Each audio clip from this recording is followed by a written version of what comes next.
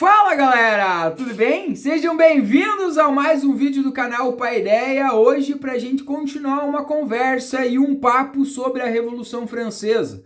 Em um vídeo anterior nós discutimos um pouquinho desse contexto da Revolução, né? Quais foram as características da França nas décadas em que antecederam a Revolução Francesa em 1789, suas crises políticas, sociais, econômicas principalmente, que produziram o contexto e levaram a França, em julho de 1789, à Revolução Francesa. Um dos primeiros grandes movimentos que começou a desenhar a Revolução foi a formação da Assembleia dos Estados Gerais, uma reunião entre os três estados, como a França era dividida, não em grupos, mas em estados, né? Primeiro estado, o clero, segundo estado, a nobreza, e terceiro estado, a grande massa da população francesa. Então esses estados são convocados pelo Luís XVI, o rei absolutista francês, para tentar resolver as grandes crises em que a França passava e também para tentar acalmar os ânimos, já que a França vinha sofrendo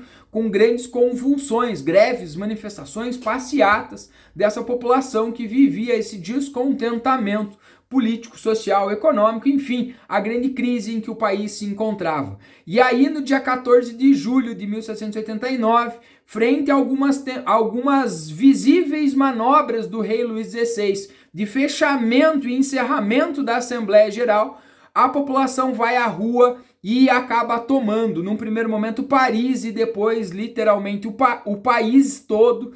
E acontece um dos maiores e um dos fatos mais marcantes da Revolução, que é a tomada da Bastilha, que é o grande símbolo do início da Revolução Francesa. E aí esta Assembleia dos Estados Gerais transforma-se então em uma Assembleia Constituinte. Esses participantes da Assembleia, agora reunidos no Palácio de Versalhes, vão ter a missão ou o objetivo de formar e construir uma Constituição, um conjunto de regras políticas e legais que visam organizar a França politicamente, economicamente e principalmente limitar o poder do rei, que até então literalmente era absolutista nesse contexto. E um dos primeiros documentos lançados e produzidos por nesse novo formato da Assembleia vai ser em agosto de 1789, que é a Declaração dos Direitos do Homem e Cidadão, um dos documentos mais importantes da era contemporânea, 17 artigos aonde eles vão materializar os novos grandes valores da sociedade,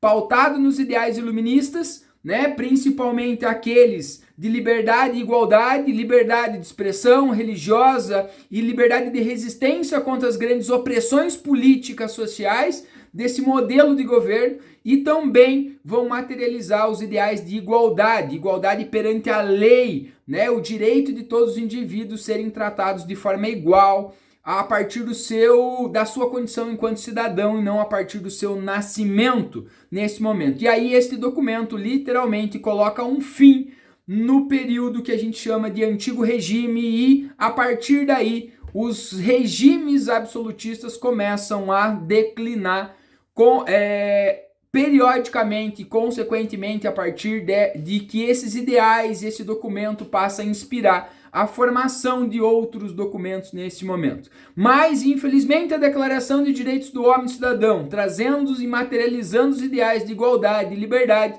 infelizmente não chegou a todos. E um dos momentos mais marcantes desse período da Revolução Francesa foi a elaboração, em 1791, da Declaração de Direitos da Mulher e da Cidadã, já que as mulheres ficaram literalmente de fora durante a elaboração da Declaração de Direitos do Homem e do Cidadão. Elas que participaram ativamente do processo, foram às ruas, manifestaram, lutaram durante o processo da Revolução Francesa, vão ficar de fora dos direitos de igualdade, liberdade trazidos pela declaração. E aí, em 1791, é elaborado um documento extremamente marcante para a história da luta e da emancipação da mulher na sociedade, né? Infelizmente, esse documento ele não vai ser aceito e a mulher não vai conseguir consolidar o seu direito político, social, e vai ficar excluída do processo. Mas esse documento ajudou a influenciar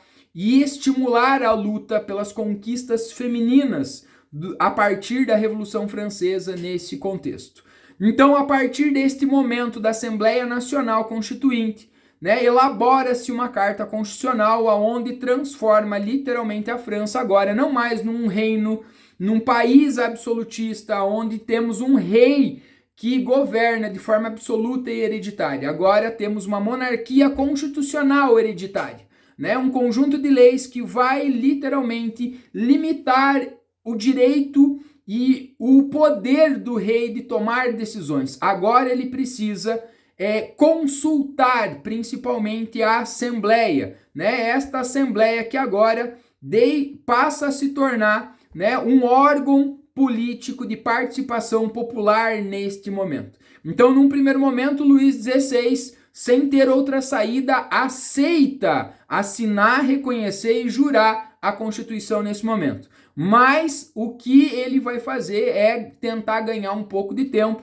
principalmente porque dentro dos bastidores ele começa a planejar a restauração do seu poder, principalmente objetivando e arquitetando com países vizinhos, aonde ele tinha, em especial, grandes parcerias e também graus de parentesco com as monarquias europeias vizinhas à França, né, tentando organizar a sua volta e a retomada do seu poder nesse momento, né? Luís XVI vai receber apoio de várias monarquias europeias nesse momento, tentando reconquistar o seu poder nesse sentido. Em junho de 1791, o Luís XVI tentou uma fuga, né, da França para a Bélgica, aonde ele foi reconhecido pela população quase na fronteira do país, e é onde ele vai ser preso e forçado pelos militares a voltar para Paris, e aí começa todo um processo de julgamento, tanto dele quanto da sua esposa, a dona Maria Antonieta, e aí começa todo um julgamento a partir do que fazer com Luís XVI frente a essas questões. A Assembleia julgou o ato da fuga como uma atitude de desespero do rei e o perdoou num primeiro momento. Mas, nesse momento, ganhando um pouco mais de espaço, o rei começa a novamente tramar, principalmente entregando informações para esses países vizinhos e agora inimigos dos franceses, uma tentativa de organizar um golpe para destituir os revolucionários do poder. Então, em 1791, Luís XVI vai ser pego novamente por causa dessa trama e da entrega de informações secretas do país e vai passar por um processo aonde vai ser julgado, né, e vai ser condenado por conspiração e por traição nesse momento. Durante esse período do que nós chamamos de Assembleia Constituinte, começam a se desenhar as grandes disputas políticas. Como agora a monarquia e a nobreza perdem poder político, começam a se formar novos grupos de disputa política. Como a França vivia um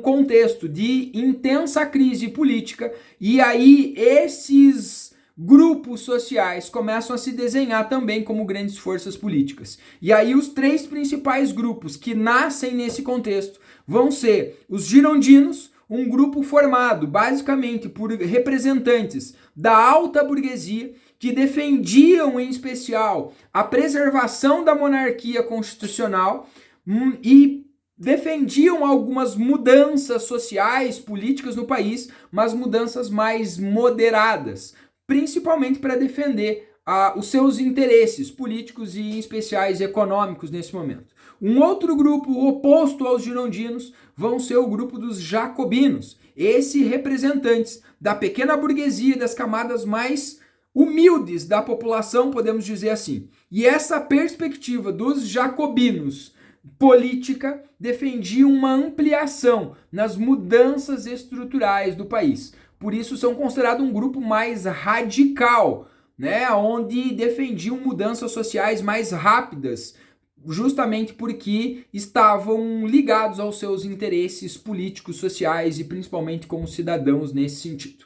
né? É destes dois grupos que surge uma terminologia utilizada nas disputas políticas até hoje. A ideia dos grupos políticos de esquerda e de direita, já que os girondinos sentavam do lado direita do plenário da Assembleia e os jacobinos mais radicais e com propostas sociais de mudanças para o país sentavam do lado esquerdo. E no centro do plenário sentavam aquilo que nós vamos chamar de planície ou pântano, que era um grupo ou alguns grupos políticos, alguns grupos sociais da sociedade francesa que, de uma forma geral, atendiam os seus interesses e, independente de quem estivesse no poder, eles acabavam gerando apoio justamente para permanecer no poder. Então esse nós chamamos os grupos de centro, né? Porque, indiferente de quem estava no poder, o interesse maior deles era permanecer próximo a essa esfera do poder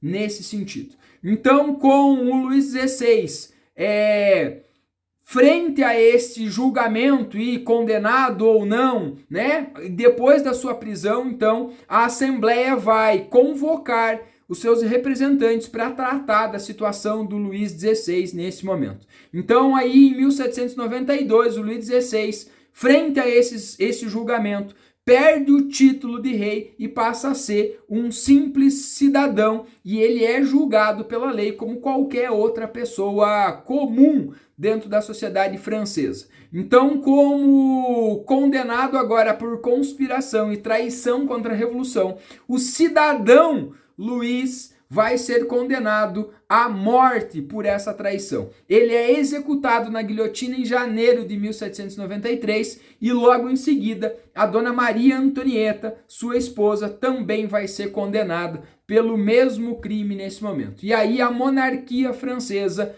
oficialmente chega ao fim e também esta primeira fase da Revolução Francesa, e a partir desse momento começa o período que nós conhecemos como o período da Convenção, aonde o poder político vai ser disputado entre basicamente girondinos e jacobinos, e aí nós temos algumas grandes mudanças, algumas grandes conquistas, alguns pontos negativos também, mas este é um papo para um outro vídeo, para um outro momento, ok? Então este foi o período da Assembleia Constitucional Francesa, que marca o primeiro momento da Revolução Francesa.